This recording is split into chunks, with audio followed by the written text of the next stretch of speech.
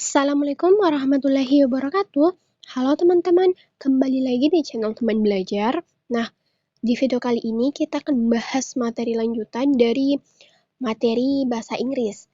Di video sebelumnya, kita telah membahas dua materi, yaitu Main Idea and Topic dan Organization of the Ideas. Nah, untuk video kali ini kita akan membahas dua materi juga, yaitu Determining the Purpose dan State and Unstate Information.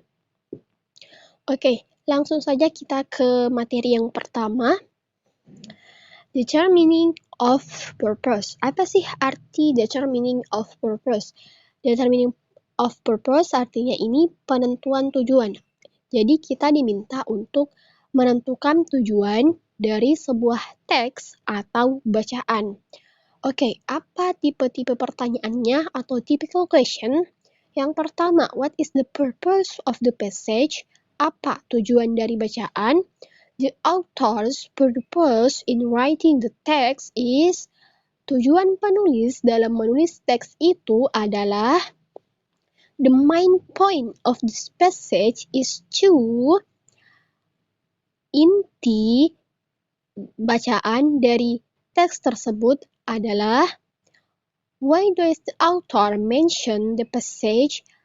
Kenapa penulis menyebutkan titik-titik dalam bacaan tersebut? What is the objective of the passage? Apa tujuan dari bacaan tersebut? Yang terakhir, what is the writer intention in writing the passage? Apa maksud penulis dalam menulis bacaan tersebut? Nah, trik untuk menentukan tujuan dalam teks adalah atau bacaan, yang pertama, kita harus memahami apa isi teks, tapi kita tidak perlu membaca keseluruhan isi teks. Cukup kita temukan ide pokoknya. Kemudian setelah kita temukan ide pokoknya, kita simpulkan teks itu sesuai dengan ide pokok yang telah kita dapatkan. Dan yang terakhir, kita cocokkan dengan opsi jawaban. Oke, kita ke contoh soal. Soal yang pertama, the purpose of the text is to, tujuan dari teks adalah. Oke, untuk menjawab soal seperti ini atau untuk mencari tujuan dari teks atau bacaan, kita tidak perlu membaca keseluruhan isi teks. Cukup kita cari ide pokok di paragraf pertama dan paragraf terakhir. Dan dari ide pokok tersebut, kita simpulkan apa yang bisa kita dapatkan dari teks tersebut. Dan dari situ, kita bisa mencocokkannya dengan opsi jawaban. Oke, kita ke paragraf pertama terlebih dahulu. Ecotourism is defined as, ekowisata didefinisikan sebagai purposeful travel that creates, perjalanan dengan tujuan menciptakan an understanding of cultural and natural history, pemahaman tentang sejarah, budaya, dan alam, while safeguarding the integrity of the ecosystem, sekaligus menjaga keutuhan ekosistem, and producing economic benefits that encourage conservation, dan menghasilkan manfaat ekonomi yang mendorong konservasi. Oke, kita lanjut kalimatnya. The definition to recognize that ecotourism, dari definisi itu mengakui bahwa ecotourism atau ekowisata is an important educational tool, adalah alat pendidikan yang penting. Oke, jadi sampai sini kita sudah bisa menemukan bahwa inti dari paragraf pertama ini mendefinisikan ekowisata dari segi pendidikan, pengetahuan, ataupun pembelajaran. Apalagi diperkuat dengan kalimat selanjutnya itu ada banyak kata knowledge atau pengetahuan. Oke, berarti untuk paragraf pertama kita sudah bisa menemukan ide pokoknya. Kita lanjut dulu ke paragraf terakhir.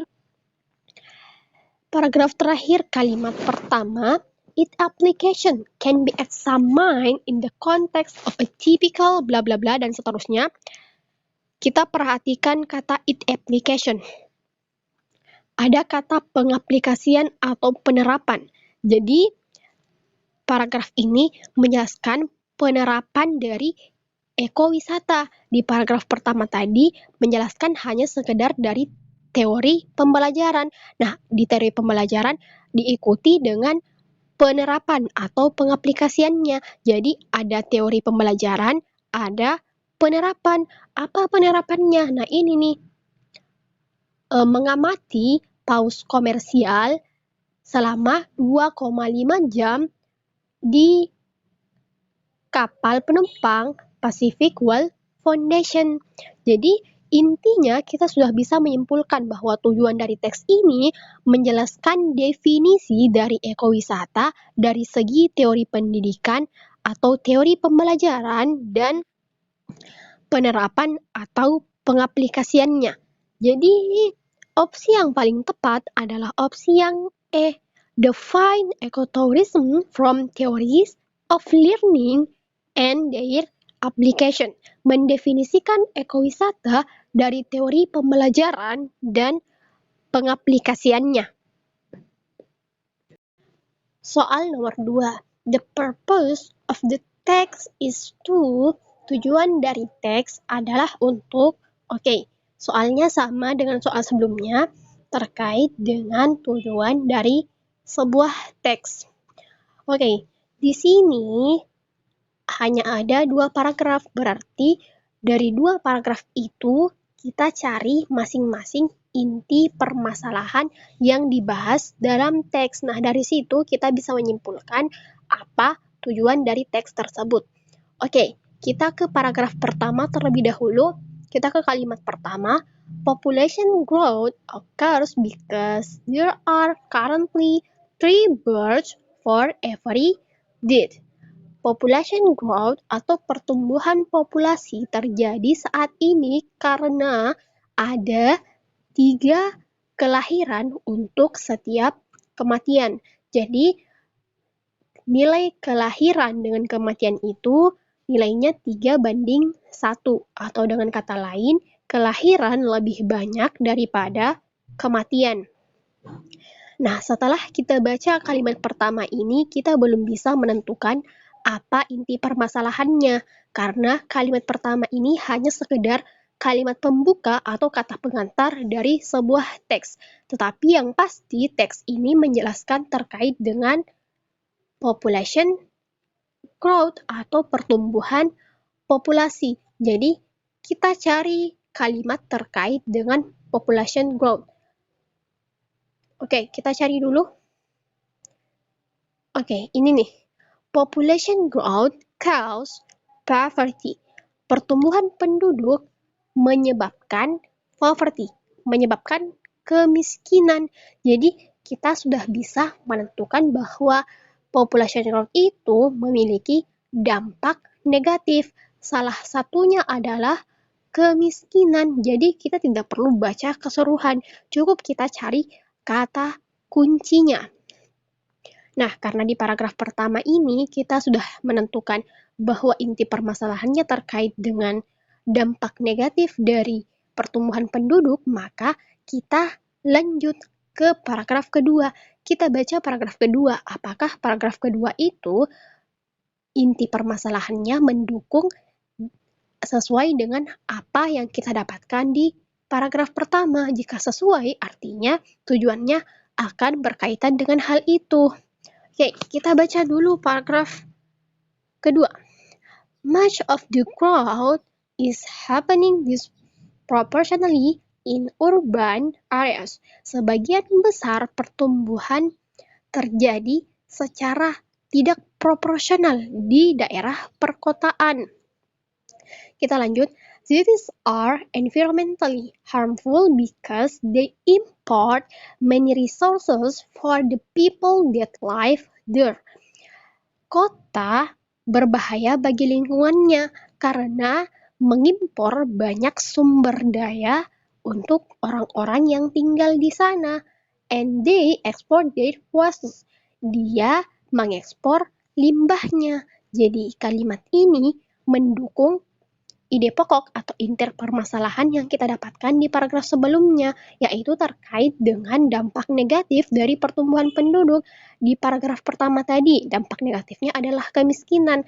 Nah, di paragraf kedua ini dampak negatifnya adalah banyaknya limbah. Tapi kita lanjut dulu kalimatnya.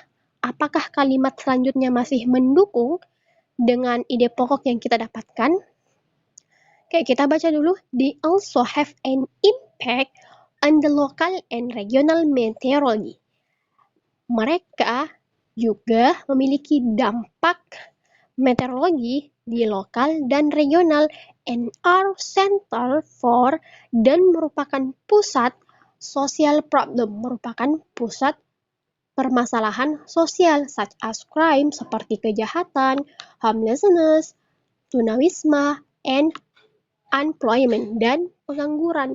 Nah, cukup sampai sini saja kita sudah bisa mengetahui bahwa ternyata paragraf 2 ini juga sama inti permasalahannya dengan paragraf sebelumnya, yaitu terkait dengan dampak negatif yang ditimbulkan dari pertumbuhan populasi. Berarti kita sudah bisa mencari opsi yang paling tepat, yaitu opsi yang A, yaitu show negative impact of population growth, menunjukkan dampak negatif dari pertumbuhan pertumbuhan populasi. Apa dampak negatifnya? Nah, itu tadi ada kemiskinan, banyaknya limbah, ada juga terkait masalah sosial seperti kejahatan, tunawisma, dan pengangguran. Oke, kita lanjut. Nah, ini terkait dengan materi baru lagi, state and unstate information. Oke, state and unstate information, informasi yang benar dan informasi yang salah, atau pernyataan yang sesuai dan pernyataan yang tidak sesuai dengan bacaan atau teks. Jadi soal seperti ini meminta kita untuk mencari manakah pernyataan yang sesuai atau manakah pernyataan yang tidak sesuai dengan bacaan atau teks yang telah disediakan. Nah, ada beberapa typical question-nya atau tipe-tipe pertanyaannya. Yang pertama, which of the following is true according to the passage? Yang mana pernyataan yang benar atau pernyataan yang sesuai dengan bacaan. Yang kedua, according to the passage, all of the following are true except berdasarkan bacaan semua pernyataan ini benar kecuali. Yang ketiga, according to the passage, berdasarkan bacaan, it is stated in the passage that, disebutkan dalam bacaan bahwa, the passage indicates that, bacaan tersebut menunjukkan bahwa. Yang keenam, based on the X paragraph, berdasarkan paragraf X, which of the following is true, yang mana pernyataan yang benar. In which lines does the author most effectively illustrate? Di baris mana penulis mengilustrasikan? Yang terakhir, which of the following is not, yang mana pernyataan yang tidak. Jadi tipe-tipenya hampir sama dengan tipe-tipe seperti ini. Jadi ada pernyataan yang benar atau true dan ada pernyataan yang salah atau not, dan biasa juga diikuti dengan tanda except atau kecuali. Nah, ada trik untuk mencari atau menemukan informasi benar atau salah dalam teks. Yang pertama, kita baca dan pahami soal dengan benar. Tapi tidak perlu kita baca semuanya. Kita cari saja kata kunci. Kemudian kita periksa jawaban yang tersedia, lalu cocokkan dengan isi teks atau bacaan. Oke, langsung saja kita ke contoh soalnya. Oke, kita baca soalnya terlebih dahulu. Which of the following is true according to the text? Yang manakah berikut ini pernyataan yang benar menurut teks? Jadi kita analisis satu persatu opsi jawabannya, kemudian kita cocokkan dengan teks atau bacaan. Oke, kita ke opsi A terlebih dahulu. High population growth result in a problem where cities cannot provide enough jobs. Pertumbuhan populasi yang tinggi mengakibatkan masalah di mana kota tidak dapat menyediakan pekerjaan yang cukup. Oke, kata kuncinya, pekerjaan yang cukup. Untuk hal ini tidak dijelaskan dalam teks ya, karena sesuai yang kita baca di soal sebelumnya tadi, ini hanya menjelaskan dampak negatif terkait kemiskinan, ada banyaknya limbah, kemudian masalah sosial, dan untuk terkait dengan tidak menyediakan pekerjaan yang cukup, itu tidak dijelaskan dalam teks. Kalau untuk mengenai pekerjaan itu ada sih, tapi ini juga kalimatnya tidak sesuai dengan opsi. Nih, ada nih di kalimat sini. Cities do offer many amenities such as cultural opportunities, jobs, and education. Kota memang menawarkan banyak fasilitas seperti peluang budaya, pekerjaan, dan pendidikan. Jadi, opsi A ini tidak sesuai. Lanjut, opsi yang B. Parents now tend to have few children in less developed and developed countries. Orang tua sekarang cenderung memiliki sedikit anak di negara kurang berkembang dan maju, negara kurang berkembang dan negara maju. Oke, untuk negara maju mungkin iya, tapi negara berkembang tidak seperti itu. Malahan negara berkembang itu memilih untuk memiliki banyak anak, apalagi diperkuat dengan kata ini nih. Parents believe that having many children will ensure that several of them will survive to take care of them in their old age. Orang tua percaya bahwa memiliki banyak anak akan membuat mereka untuk bertahan menjaga mereka di usia muda. Jadi, menurut orang tua itu memiliki banyak anak membuat salah satu dari anak mereka itu akan bertahan untuk merawat orang tua mereka di usia tua. Jadi, opsi yang B ini sudah pasti salah. Kita lanjut ke opsi yang C. Large families are tolerated in less developed countries due to their predominant belief. Keluarga besar ditoleransi di negara kurang berkembang karena sesuai dengan kepercayaan mereka. Nah, ini tepat sesuai dengan kalimat tadi bahwa orang-orang di negara berkembang itu ada kepercayaan bahwa memiliki banyak anak itu akan berdampak baik pada hidupnya karena anak itu akan menjaga mereka di hari tua, apalagi juga diperkuat dengan kata-kata yang sering kita dengar yaitu banyak anak banyak rezeki. Jadi mereka masih mempertahankan kepercayaan mereka bahwa memiliki banyak anak akan berdampak baik untuk kehidupan mereka. Berarti untuk nomor 3 ini opsi yang paling tepat adalah opsi yang C. Tapi kita lanjut dulu baca opsi yang D dan E. Opsi yang D, economic growth gives little contribution to population growth. Pertumbuhan ekonomi memberikan kontribusi yang kecil terhadap pertumbuhan populasi. Oke, kata kuncinya ada di economic growth, pertumbuhan ekonomi. Kita cari dulu terkait dengan pertumbuhan ekonomi. Nah, ini nih ada di kalimat kedua. But with improvements in medicine and economic growth, the death rate will more than birth rates. Jadi, dengan adanya perbaikan pengobatan dan pertumbuhan ekonomi, angka kematian turun lebih dari angka kelahiran. Jadi, pertumbuhan ekonomi ini memberikan kontribusi terhadap angka kematian karena angka kematian turun. Jadi, bukan kepada kontribusi pertumbuhan penduduk. Jadi, opsi yang D ini juga sudah pasti salah. Kita ke opsi yang E.